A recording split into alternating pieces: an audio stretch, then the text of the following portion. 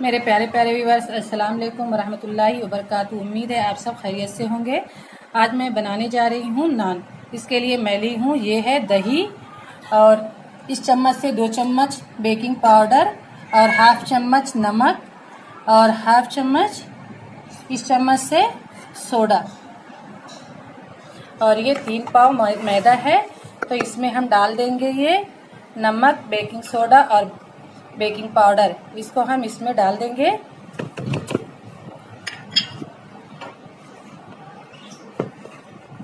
और डालेंगे ये दही। 4 चम्मच हम दही डाल देंगे, और इसे अच्छा सा मिलाने के बाद इसमें डो तैयार कर लेंगे। तो चलिए, इसे मिक्स करने के बाद मैं डो तैयार कर लेती हूँ, और इसे 3 घंटे के लिए रेस्ट के लिए रख देंगे। इस तरह से डो तैयार कर लें, जिस तरह से हम रोटी का आटा तैयार करते हैं। तो ये बिल्कुल वैसा ही है। अब इसे हम रख देंगे 2-3 घंटे के लिए, ताकि ये अच्छे से फूल जाए। तो चलिए, अब हम मिलते हैं इसे फूलने के आटा तैयार होने के बाद। तो ये देखिए, डो हमारा बिल्कुल रेडी हो चुका है। तो हम इसे अब अपनी नान बेलेंगे। अब आपका भी डो जब ऐसा ही हो जाए, ज़रूरी नहीं है कि हाँ 2-3 घंटे में ही। गर्मी है तो इस वक्त डो तैयार हो गया है। अगर थोड़ा ठंडा मौसम रहता है तो थोड़ा टाइम लग जाती है। जब अच्छे से डो तैयार हो जाए तभी नान बनाएं, तभी नान अच्छी बनकर तैयार होगी। तो चलिए, हम स्टार्ट करते हैं। बिस्मिल्लाहिर्रहमानिर्रहीम। तो इस तरह से हम थोड़ा थोड़ा आटा लेके थोड़ी मोटी सी रोटी बना लेंगे।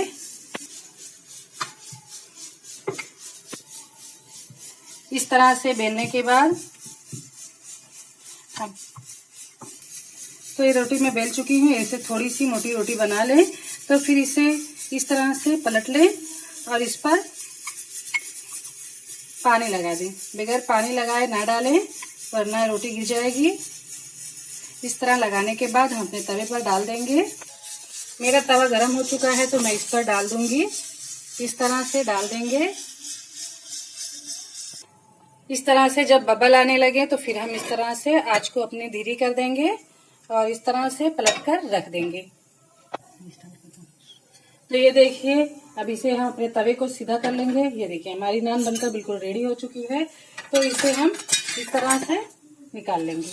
ये देखिए, कितनी अच्छी नान बनकर रेडी हुई है। तो चलिए, हम अपनी दूसरी नान मैं बेल ली हूँ। तो इसे इस तरह से पलटने के बाद इसमें फिर से ऑयल इसमें पानी लगा लेंगे। पानी में लगा चुकी हूँ। तो इसे हम अपने तवे पर डाल देंगे। तो इस तरह से बबल आ जाए तो हम पलट लेंगे।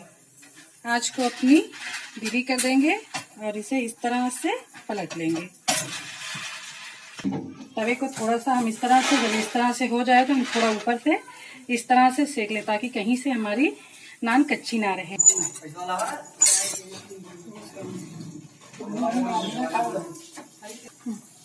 तो ये देखिए, हमारी नान बनकर बिल्कुल रेडी हो चुकी है। तो इस तरह से देखिए, कितनी परफेक्ट, कितनी मुलायम, कितनी अच्छी सी बनी है।